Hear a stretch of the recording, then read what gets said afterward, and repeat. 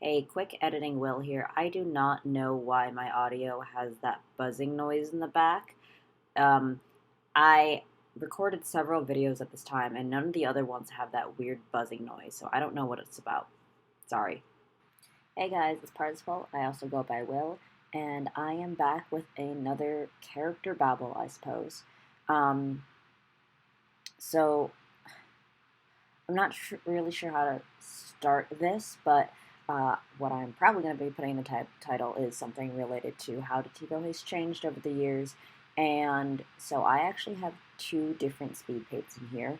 The first one is from late 2019, early 2020, give or take, when I was redesigning Dativo for, I don't want to say the first time as an older character, but it was the first. It was a specific Dativo that I was sort of working with at the time.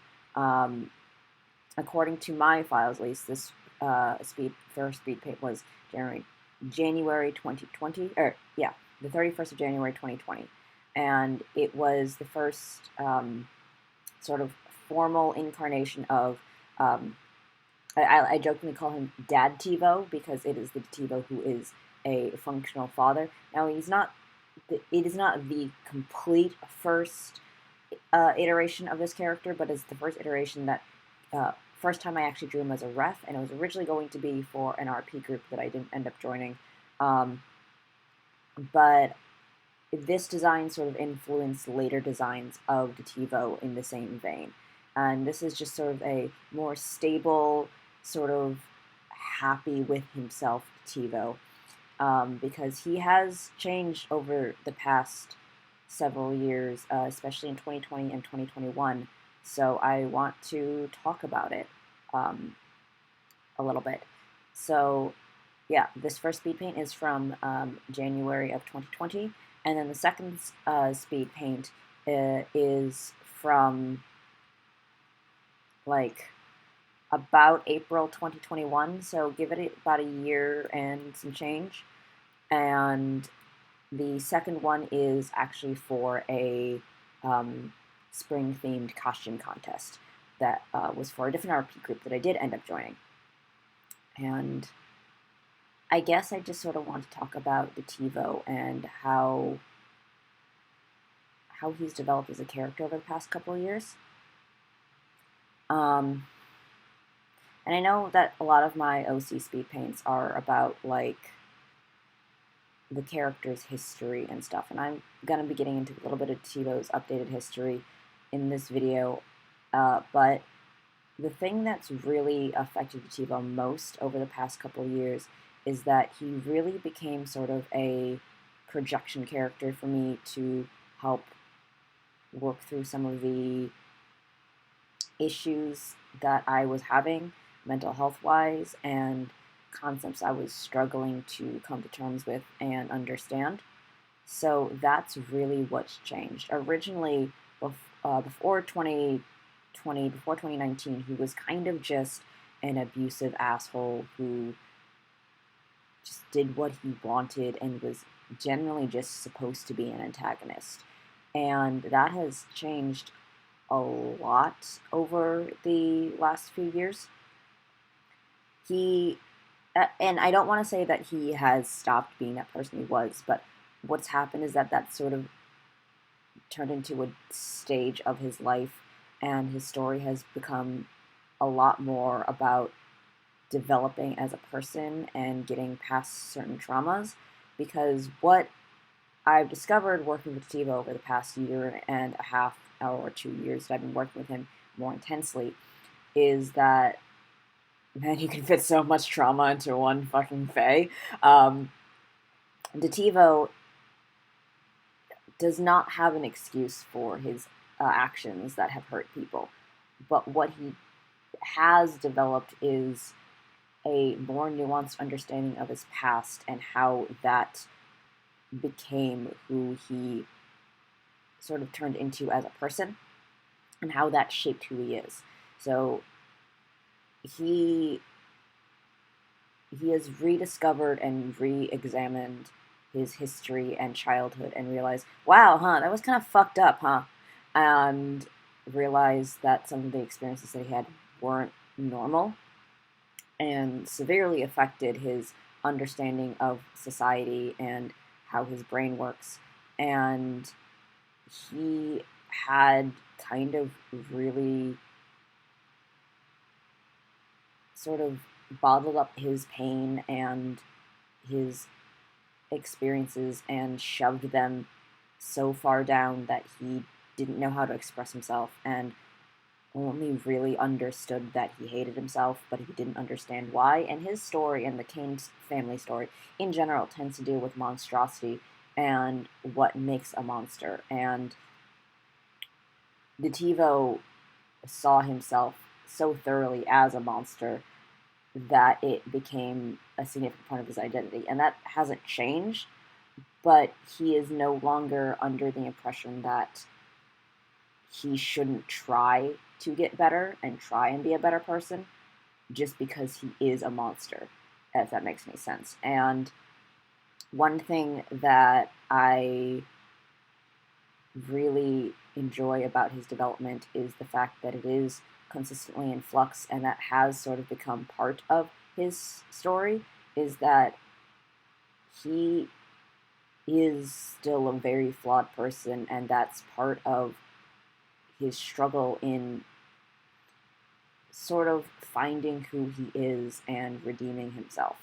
Not necessarily at getting forgiveness, because he does not determine whether he is forgiven, but finding absolution in himself for what he's done and trying to figure out more about what he can do to continue being a better person for himself, not necessarily for other people, because if he can learn to love himself, perhaps maybe he can learn to accept love from others and be better, because he, as a person, never really experienced or understood any of that. And so he's sort of going through that phase right now. Other things that he has developed, Dativo does not identify as a cis man anymore. Fairy development in my story in terms of like their culture and how gender and identity works has developed over the past couple of years. And Dativo currently identifies as an agender man.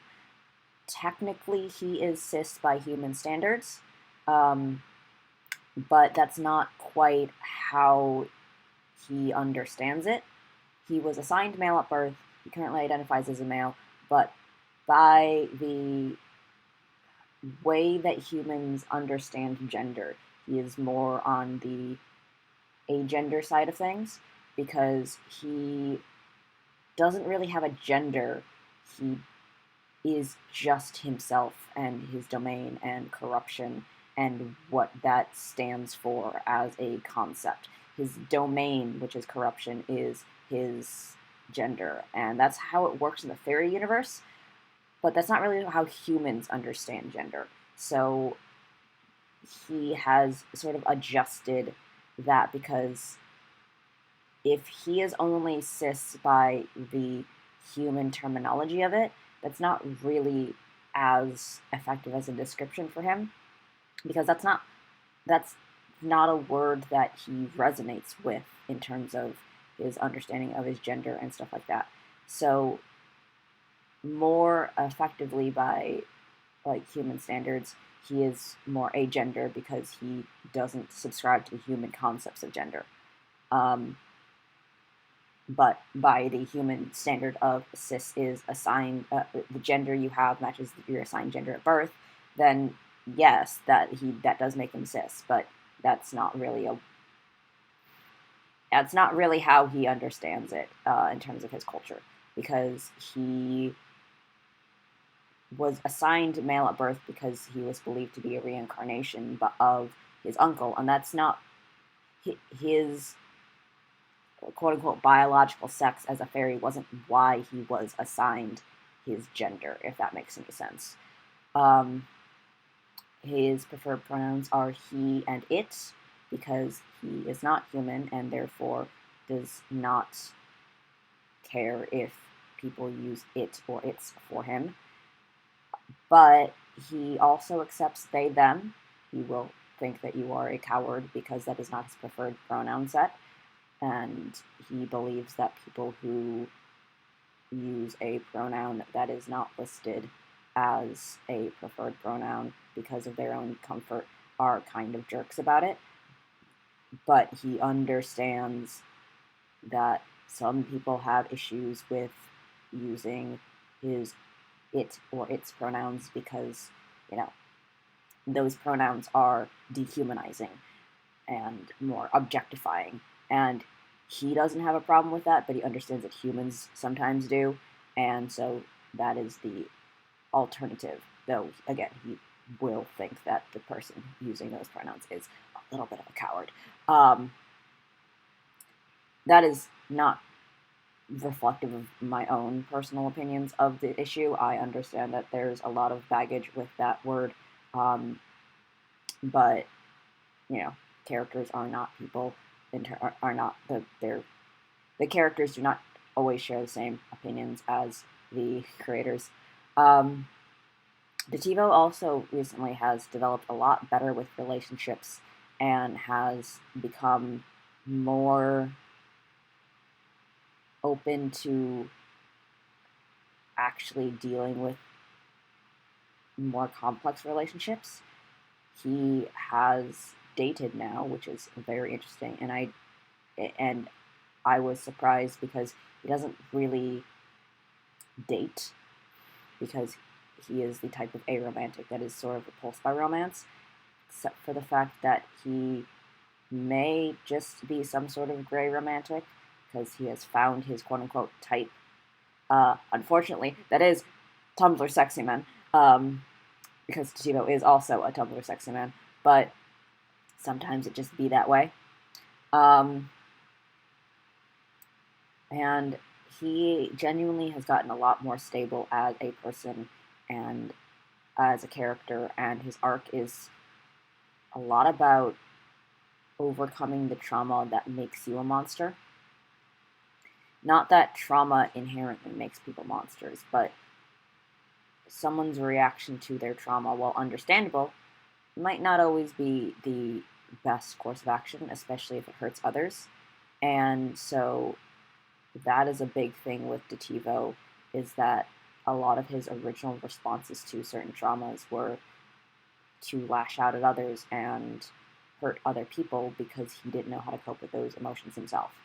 And he's gotten a lot better with that. He's also just found more people who care about him, and he's found people who look at him and go, ah, I see that you are a different person than the person that you were when you did XYZ shitty action, and I'm going to take that into account because you're not that person anymore, and so I'm not going to treat you like that. And Dativo's never encountered that before, so it is strange and scary for him at the very least, just because it's like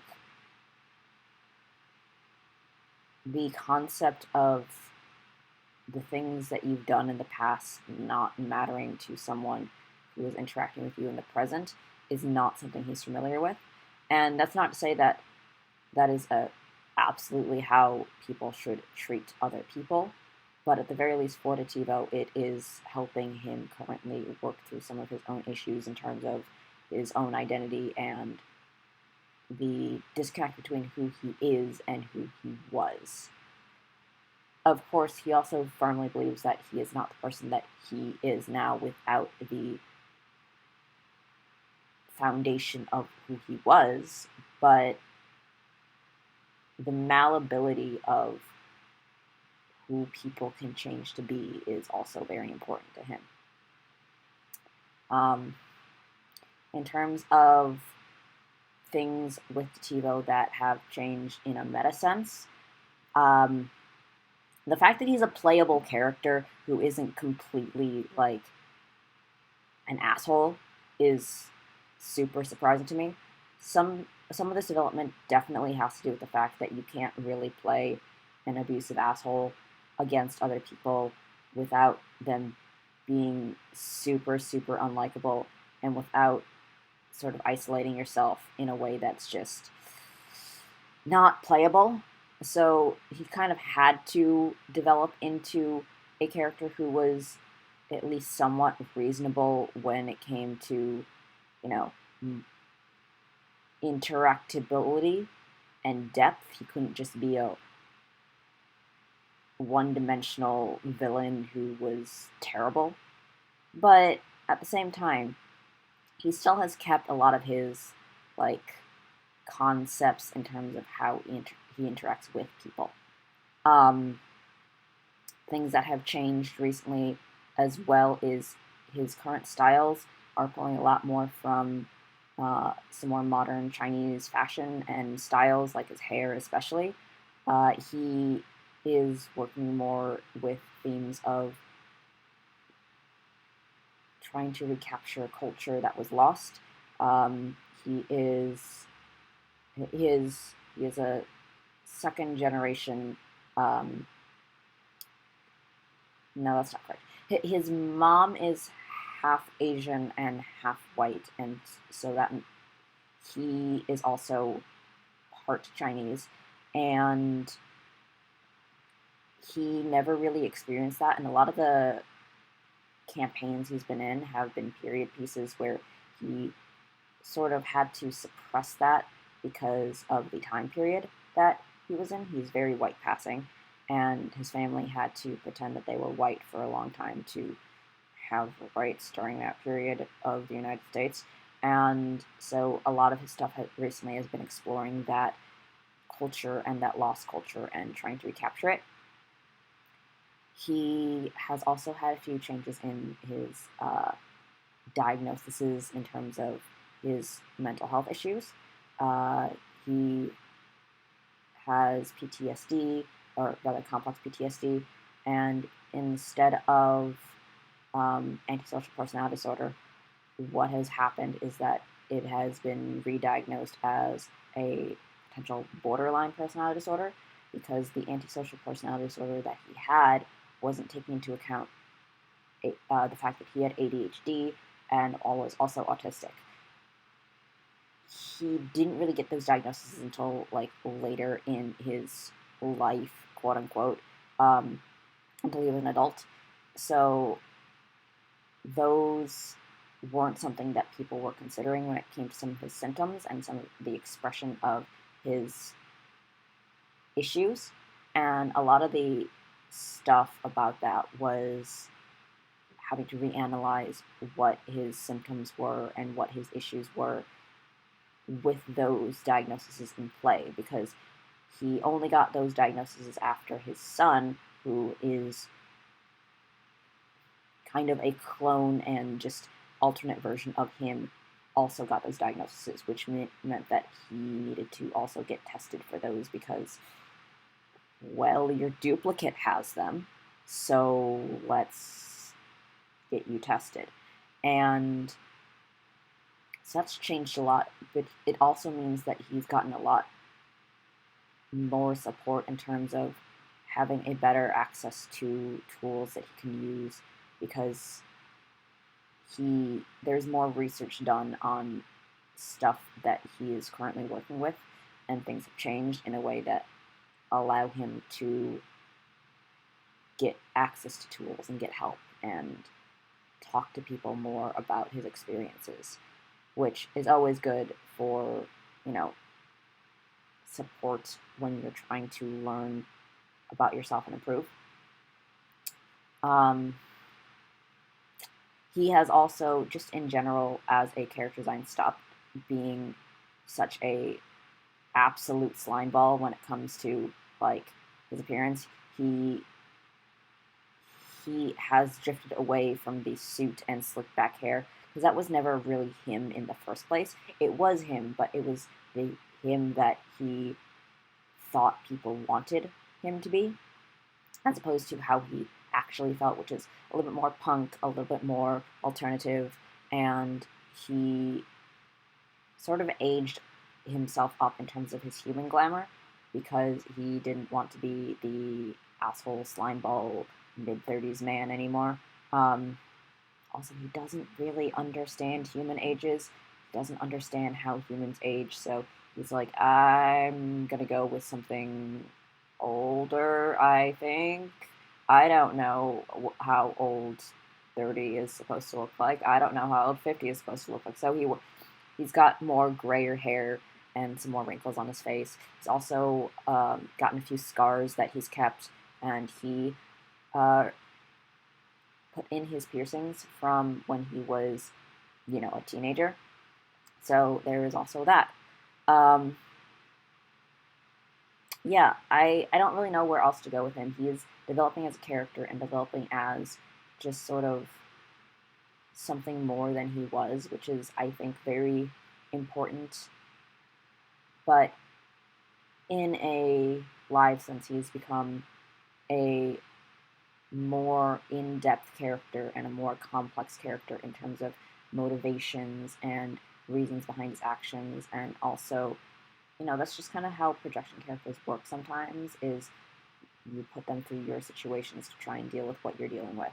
And so Dativo has had to deal with working on, trying to be a better person, working on trying to handle his emotions, and working on the conflicts between just not liking who you are and not liking who you were and not liking who you did.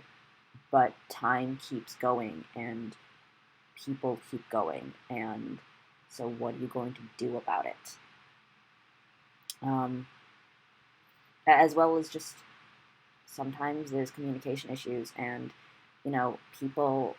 some people are going to understand you and some people aren't, and just because they don't understand you doesn't mean that you are bad, and it doesn't mean that you are a terrible person or anything like that. You know what I mean?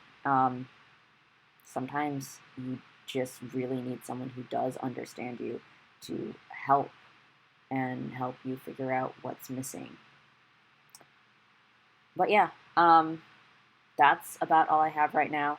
Thank you guys for listening to this character babble. I know it's long and it was rambly, but I have a lot of feelings about Dativo.